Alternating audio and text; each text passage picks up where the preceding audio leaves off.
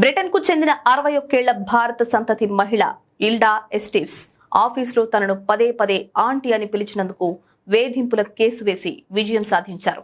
బ్రిటన్లోని west London national health service NHS trust లో health care assistant గా ఆమె పనిచేస్తున్నారు. అక్కడ చార్లెస్ ఒప్పంగానే సహోద్యోగి ఆమెను పదే పదే ఆంటీ అని పిలిచేవారు. తనను పేరు పెట్టి పిలవాలని, ఆంటీ అని పిలవడం తనకు ఇష్టం లేదని ఇల్డా చాలా సార్లు చార్లెస్ కు స్పష్టం చేశారు.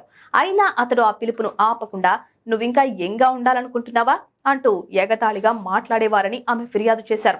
చార్లెస్ ఘనా దేశానికి చెందిన వ్యక్తి.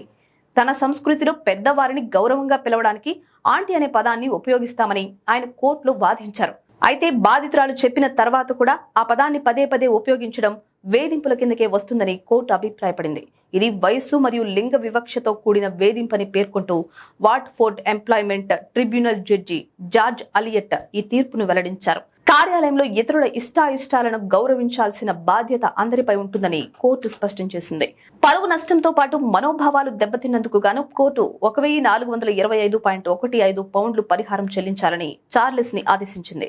ఈ కేసు ప్రస్తుతం సామాజిక మాధ్యమాల్లో మరియు కార్యాలయాల్లో ఉపయోగించే భాషపై పెద్ద ఎత్తున చర్చకు దారితీసింది.